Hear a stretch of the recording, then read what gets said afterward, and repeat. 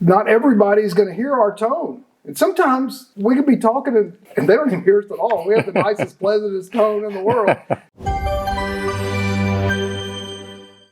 If you were standing before God, the source, infinite intelligence, whatever label you want to call the creator, would you stand in front of him with like a bad tone? Like, would you be irritated about some of the things that you would think that was his responsibility? Like, why'd you put me through that? Would you get irritated? Would you change your attitude? Would you feel aggressive? Would you feel like you needed to be a smart aleck? Would you have a negative tone? I'd say sometimes, yeah, because I know there have been dark times in my life where I wasn't real happy with the idea that God was causing me pain. And then I think about my parents, relationships, things where I have not been calm, cool, and and I think, okay, come on now. I mean, certainly, and I have to believe that the ultimate creator has a sense of humor, because all of us have those sparks of divinity inside all of us. And I believe that we are the consciousness of the cosmos. I mean, how can we not be? We are of the earth. We come from the earth. We eat the earth. So we are obviously a part of Mother Nature. So we are the conscious of the earth. So are we mirroring that in our tones? Like, there's a big volcano, so the volcano erupts. Does that mean sometimes us as humans have to erupt? Does that mean I get mad? Well, I've never got mad at you and yelled at you, but I mean, we could start now. I think what happens is, if I get angry with you, then you're not receptive to what I'm saying. All of a sudden, you just shut off. You're in that survival mode, and you're like, oh. No, well, it's because of the tone that you probably have used. Right. And I would say even last Sunday was a great example of tone. We were here with the fantastic transformational coach. If y'all hadn't seen the last podcast, go watch it. We just got some great comments and feedback, how beneficial it was to some viewers. But we're down here, and all of a sudden, before we start service and start our podcast, we hear this yell. And we thought somebody was in danger.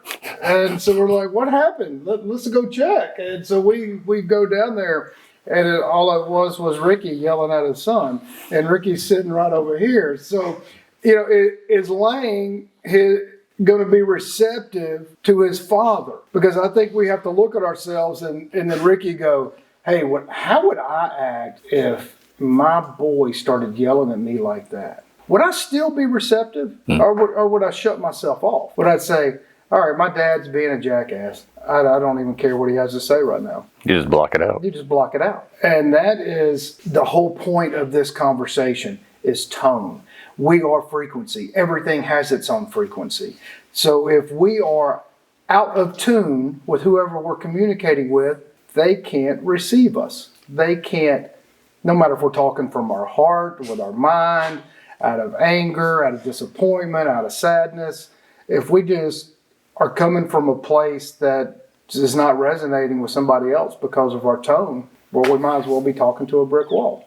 Well, and to give you an example, like when my boys were small, I could express to them my intentions, what I wanted from them, but it was all about whether it was a lighthearted tone, a heavy-set tone, is usually the response that I got out of it. So yeah, for sure. I can tell a difference with Jill. I have been getting very good at, I like to say that I'm getting very good. My perception is that I'm getting very good. I don't know if that's entirely true, but reading the mood. So if she's, because we have a laughing kind of personality, we're always kind of goofing off a little bit. Really? Yeah, it's true. Mm-hmm. And so we like to be light. And if she is not feeling light, well, I know that. So I will go to her frequency as best I can, and then do my best to gently nudge or elevate that lightness back in. And sometimes I'm pretty successful at it. Sometimes I can tell that, I need to go to the library. and that's all fine. But it all goes back to how all of our podcasts and all of our get-togethers all roll into this thing of being aware of ourselves. So if all of a sudden we have outbursts, like we thought Ricky was over there dying, but instead he was just hollering at his boy to get off the pot so they could go to work. That's not effective. I've caught myself being aggravated. I've mentioned this a couple of times. I think I even mentioned it on a podcast. I've caught myself being aggravated at Ricky. I absolutely love Ricky. And so then when I catch myself, I'm like, okay, that I would not want anybody to kind of snap at me like that. So I'm sorry. Ricky, if I've never told you I'm sorry that I've snapped at you because I love you. And that's a part of growing as a human, that we have to recognize not everybody is going to hear our tone. And sometimes we could be talking and they don't even hear us at all. We have the nicest, pleasantest tone in the world. They're just not in tune to listening right now, no matter what you're saying. Like you could be talking about, the latest sports, whatever that they're into, but because they're shut off, they're not hearing anything you say. Well, and if you don't have the proper tone, then you're never going to have proper communication. And that would be analogous of, improper communication would be like being stuck in the woods somewhere under fire, and you're calling back to your artillery brigade. And if you don't communicate effectively, they're probably going to kill you. Yeah, communication is key. And tone is really important. You're like under that circumstance, if you have a real calm... Well, that would be severe circumstance. Well, if you have a real calm voice, like, oh, well, it'd be nice if y'all came on over and helped us out. They might not be in a hurry because it's not congruent. The message and the tone does not go together. So it needs to flow. And there has to be a sense of urgency and those kind of things. And there also has to be a sense of calm and love whenever we are talking. And it was, I mentioned this, I think I was talking to Lindsay, I can't remember, that speaking from the heart and stop speaking from the mind. Man, that just makes a big difference. Makes a big difference in everything. Just start cultivating. Hey, I don't need to start speaking from this bulled up emotions that I have. Like I got all this emotional baggage. I got vehicles breaking down. I got everything wrong is happening. I'm under a tremendous amount of stress. And then you carry that. And then all of a sudden, the slightest little thing that somebody else does creates that volcano, that side of Mother Nature coming out. And the beast comes out. Right. And then the person on the receiving end, what do they get? They get molten rock, all over them. And that's not... Unneeded, yeah. Yeah, it's totally unneeded. Whenever we can, just let's go to a place where I think we can communicate and resonate with each other. And it is really powerful. It's powerful. If everybody starts practicing that, and I would encourage my buddy Ricky to start doing that, is just talking from the heart.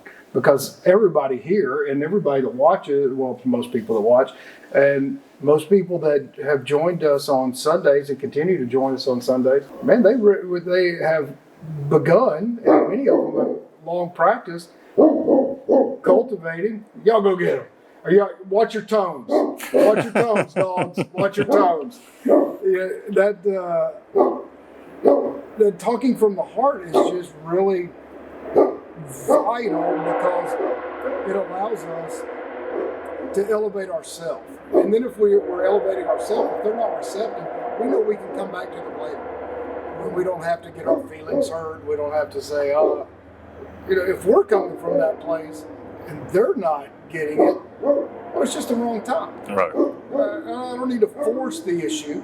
And it also goes with the word choices. Like I asked you, hey, would you mind coming down a little early to help me set up? It wasn't, hey, come help me set up. It was, hey, if you're available. No, that's how you used to be. Right.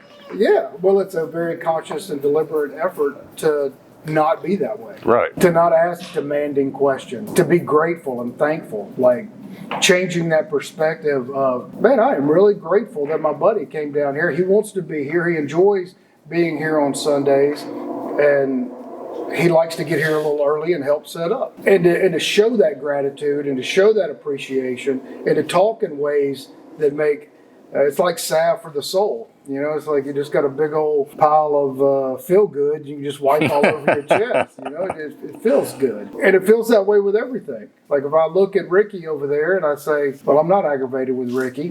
I'm concerned with Ricky because he gets a little stressed out. And then I know that I'm concerned about myself because sometimes I get stressed out. So I like to think that everybody that comes here, we can look at each other and help each other. And we can go, hey, man, hey, Lindsay, are you stressed today? You all right? We can smile. Yeah, you got something you want to talk about? Let's talk about it. Let's talk about it in a tone that is not offensive. Right, because tone can go from, you can say the same word and either have it be comical or hateful. Exact same words based upon your tone. Yeah, just like the F word can mean a whole bunch of different things, depending on how you enunciate it and how you use the tone. And that is, it's so vital to do that. And part of what we do here is acknowledge all of these different topics so that we are ultimately aware of how to better communicate with ourselves and with the people that are here. And I appreciate that. I appreciate you joining me today, Mr. Thomas. You are a fine guest, and I have appreciated your growth and watching you communicate better and watching you not raise your voice and watching you become a better man. And I think that is partly because you have been coming here, and I appreciate that, and I love you, and I love all y'all. And I hope everybody has really good tones, really aware of how you're communicating, and just practice noticing when you do exude your words and your thoughts and your feelings from your core, how that makes a big difference. And especially when you catch yourself not doing it, you're like, ooh, I probably should start doing that some more. That's the best part. Yeah, that's the better. You know, you're getting somewhere when you started recognizing it. You're like, oh, well, I caught myself. That goes back to being aware. Your intent. Everything is intent. So, thank y'all. We're here every Sunday at 1:30. We highly encourage you to come join us if you like these kind of conversations.